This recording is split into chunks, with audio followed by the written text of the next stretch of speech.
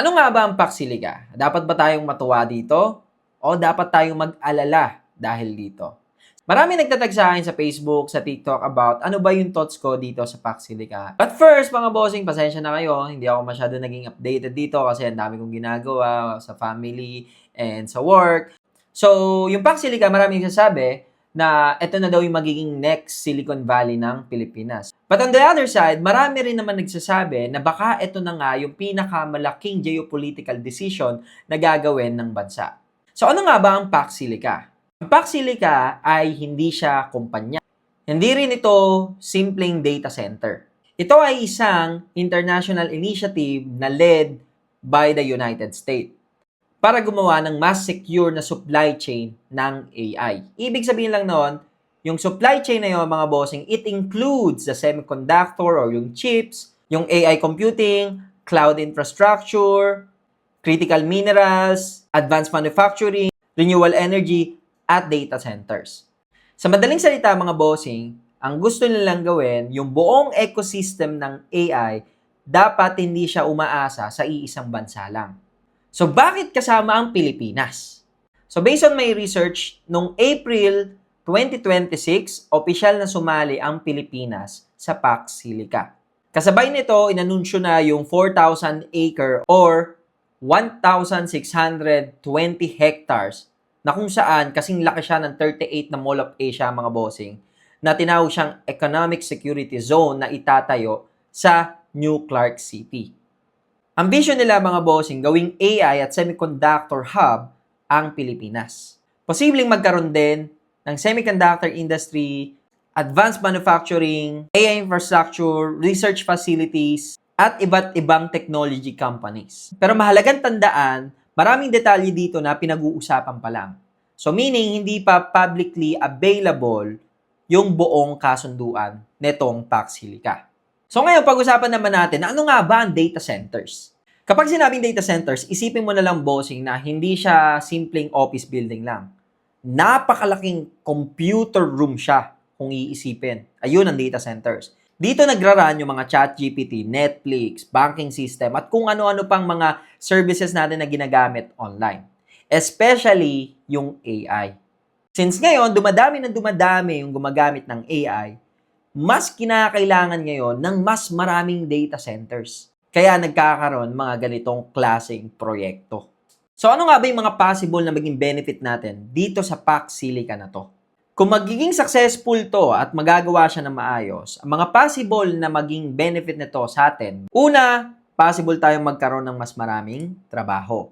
Hindi lang construction, pati software engineers, AI engineers, cybersecurity, electrical engineers, researchers, and many more. So, may possibility sa magkaroon tayo ng mataas na employment.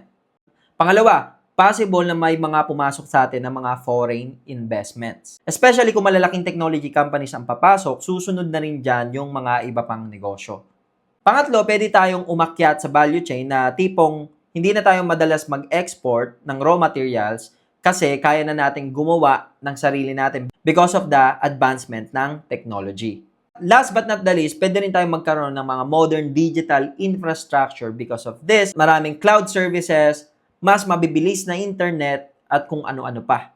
So, lahat ng mga nabanggit natin is ang sarap niyang pakinggan, mga bossing. Ngayon, ano ba yung risk? No? Pag-usapan natin, ano ba yung catch? Energy.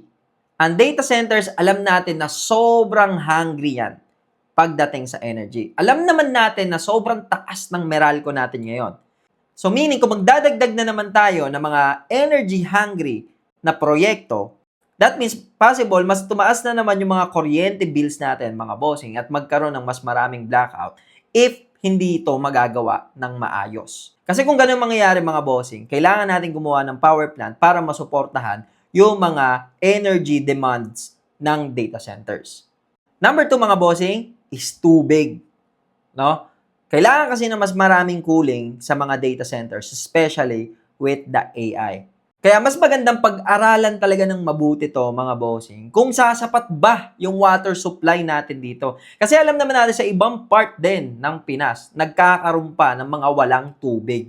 Imagine dito, magdadagdag na naman tayo ng sobrang hungry naman sa tubig. So, anong mangyayari sa bansa natin kung hindi ito magagawa ng maayos or hindi ito mapag-aaralan ng maayos? Number 3 mga bossing is yung environment. Kasi pag gagawin na yung mga factory na yan, nangangailangan niya ng mga minerals. Ano-ano yon? Nickel, coppers, at kung ano-ano pa. Ngayon mga bossing, saan yan kukuha ng mga minerals? Of course, magkakaroon yan ng mga minings. So, alam naman natin pagka ang mining mga bossing, hindi siya maganda sa environment. So, may risk siya sa environment natin. Number 4 mga bossing is technology transfer. Kasi ang problema nito mga bossing, ngayon, magdatayo tayo ng data centers, pero sa atin ba? Diba? Benefit ba ng Pinas? Diba? Kasi kung yan is benefit ng US, meaning mga bossing, magiging slave na naman tayo at wala na naman tayong atin na tinayo sa bansa natin pero hindi atin. 'Di ba? Number 5 mga bossing, geopolitical. Now, alam naman natin na US at China ang pinaka naglalaban pagdating sa AI. Ngayon, kung sasali ang Pilipinas, mga bossing, possible yung magkaroon ng epekto kung saan man tayo papanig. No? Kung US to, mga bossing, possible magkaroon tayo ng some restriction from the China itself sa mga trade at kung ano-ano pang klaseng investment at etc. After natin marinig yung mga pros and cons nitong pack silica at ano nga ba ang pack silica mga bossing, ang pinaka-importante talagang tanong dito mga bossing is, ano nga ba yung detalye doon sa agreement? Ano ba yung magiging final agreement o yung contract nitong pack silica? Number 2, sino ang mga investors? Number 3, ano ba talaga yung magiging benefit ng Pinas pagka ginawa natin to? At ano ba yung mga assurance ng employment na pinapangako nila about this project? Magkano yung magiging konsumo sa tubig? Magkano yung magiging konsumo sa Meralco? Paano natin popondohan yung electricity na yan? At ano yung magiging big impact niyan sa environmental? Kasi of course, napakalaking impact niyan, especially mga waste na nilalabas ng mga factory na yan. At hanggat wala pa tayong sagot sa mga yan, mga bossing, napakahirap siguraduhin na ang investment na to is makakabuti ba talaga sa Pinas or pahihirapan lang tayo lalo dito sa Pinas. So, personally, mga bossing, ang pinaka-opinion ko dito is yung pack silica, hindi ko siya masabing napakagandang investment dito sa Pinas. Why? Kasi hindi pa nasasagot yung mga bagay na yon, yung mga risk about dito sa country. Pangalawa, hindi rin tayo sure dun sa mga sinasabi ng mga tataas yung employment kasi nga mga bossing, it requires skill. Ngayon, tayo bang mga Pinoy ready tayo sa ganitong ka-advance na technology? Lalo na kung magtatrabaho ka doon sa mga factory na gagawin nitong pack silica.